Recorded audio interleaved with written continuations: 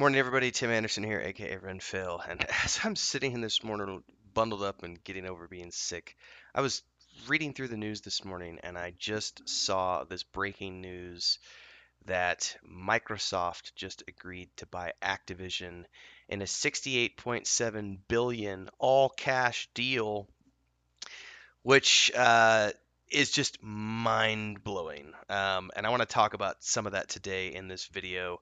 We're going to go through this and we're going to discuss pros and cons and where this could potentially go and what that might mean for Activision Blizzard moving forward. So this is pretty amazing news, to be honest with you. So we're going to dive in. But before we do, if this is your first time tuning in, do me a favor. If you like this video, don't forget to smash that like button to let me know. And of course, subscribe to the channel and follow along. Hit that bell icon so you get updates for future content. And also check out the playlists below. We do a lot of different stuff here on YouTube. I do book reviews, show reviews, a lot of gaming stuff. I stream, and of course, we also do the cooking shows. And if you also want to go into a deep dive and you want to support the channel, you can head over to our Patreon page, which is patreon.com/wandering hermits. It's where I'm producing The World of the Weave and the Void with my brother and my wife. Working on, we get book chapters coming out twice a month over on Patreon with artwork from my wife. We got the 5th edition tabletop setting and campaign module, and of course the point and click adventure game that's all being worked on. And you can support the channel here by picking up a subscription for $3 a month over there, as well as pre-ordering all the different products that we've got going on. So without further ado, let's dive in and talk about this purchase. So going back, this article popped up in my Twitter feed. This is over at cnbc.com. It's all over the internet this morning. The news just broke about 40 minutes ago, I think. As of the time that I'm recording this video, I'm recording it at 8:40 a.m. Central Time, so I think the news broke at 8 a.m. Central, 9 a.m. Eastern. So Microsoft announced that it will buy video game giant Activision Blizzard in a 68.7 billion all cash deal. Shares of Activision soared about 31% Tuesday morning following the news. So if you are someone who bought Activision stock, I think my brother and I right now are kind of regretting not having picked up. We were still waiting for it to go even lower. Hindsight being 2020. In any case, um, shares of Activision stock soared about 31%, while Microsoft shares fell a little bit. And it's Microsoft's largest acquisition to date, followed by its purchase of LinkedIn in 2016 for 26.2 billion. Now, of course, Activision Blizzard has been under a lot of controversy for about the past year now for all the sexual harassment claims and the lawsuits and everything else. And they've apparently filed all of these other people. What's important here is this part right here. Under the deal, Activision CEO Bobby Kotick, who has faced calls to resign over the cultural problems within his company, will remain CEO during the transition. Activision as a company will report to Microsoft's Xbox boss Phil Spencer after the deal closes, implying Kotick could depart after the transition. Microsoft said it expects to close the deal in its fiscal 2023 year. Um, this is very important because for all the people who have been saying that Activision Blizzard is a sinking ship under Bobby Kotick, this could be signaling his eventual removal from the company or departure, however you want to see it, because it is going to be everybody's going to be reporting to Phil Spencer. Now, Phil Spencer has been, I mean, Xbox, let's just face it, Microsoft and Xbox as a whole have been kicking ass and taking names for the past few years.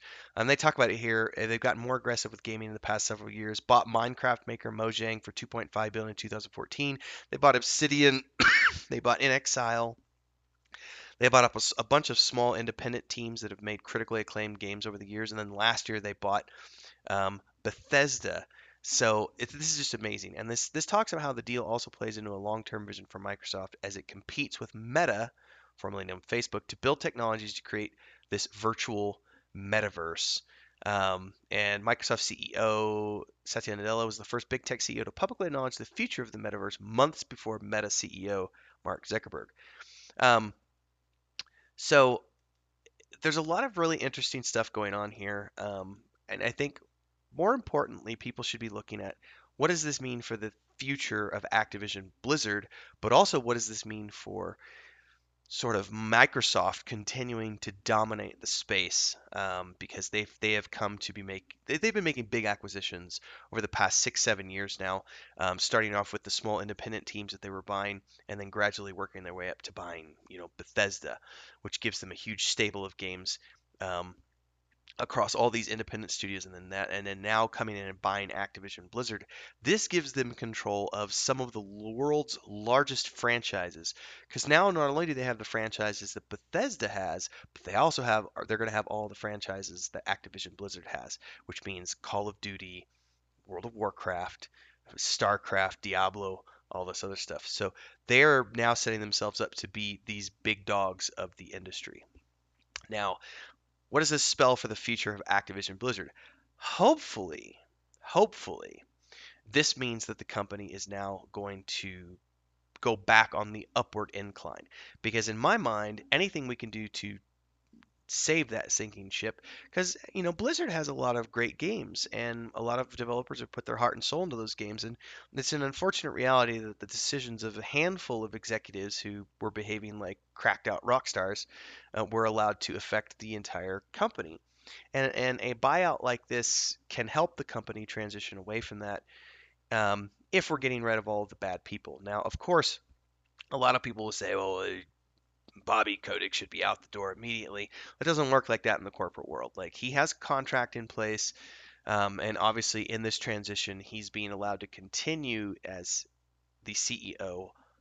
It says during the transition, so we're going to at least have to have Bobby Kotick in charge until 2023, because it doesn't look like this is going to close.